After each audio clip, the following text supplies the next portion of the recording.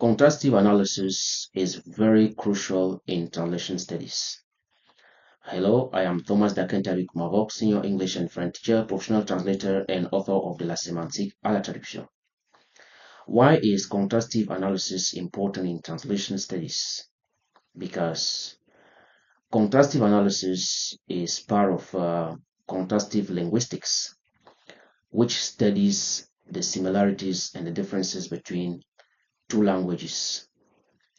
For you to better understand or master two languages, you should be able to compare them and to bring out their similarities and differences. If you cannot identify these similarities and these differences, you run the risk of imposing the structure of the source language into the target language. And that's why contrastive linguistics plays a tremendous role in translation studies, because you have to know that the two languages do not convey idea the same way. For example, you will see that the way the French language uses the present perfect is not the same like the English language. They don't use the present perfect the same way. So this is just an example to show that when we take a point like verb tenses, we should be able to see the differences and the similarities of the two languages involved. It may be Spanish and English, maybe German and Portuguese, but I am convinced that these languages do not use verb tenses the same way. So we should be able to see the differences in the use of verb tenses between the two languages. Contrastive linguistics also focuses on points like prepositions, how prepositions are used in the two languages, how sentences are built in two languages.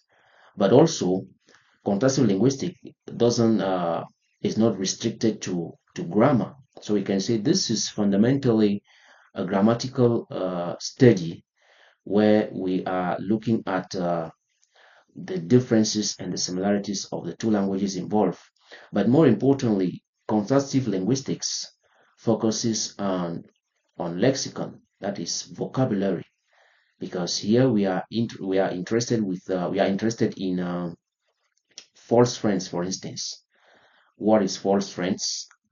What false friends are all about, how they are misleading in the two languages. We are looking at word formation, how words are formed in the two languages.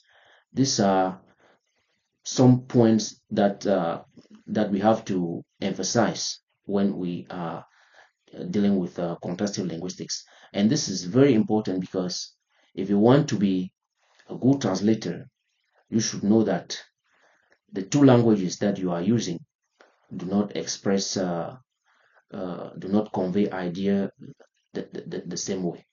So when you say, for example, in French, we see that in French we say in French tu me manques, but in English we say I miss you.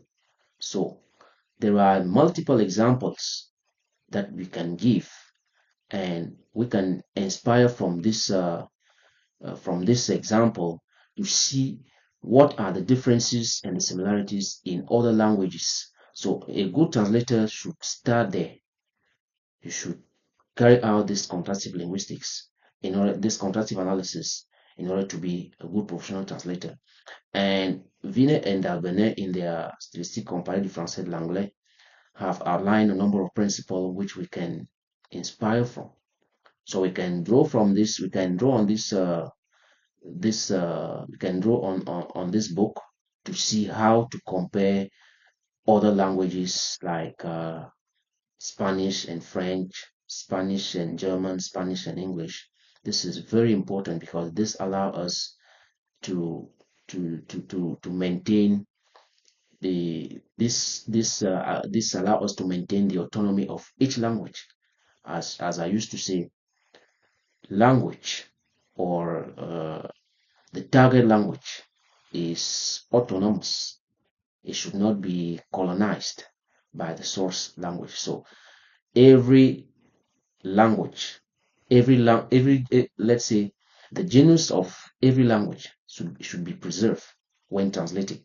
That's why, and the only way we can preserve that genus is by doing this kind of what I call contrastive linguistics. So this is very important in translation, and this is what helps you to master the two languages without by avoiding a number of mistakes which can be very costly in translation. So this is the end of this video.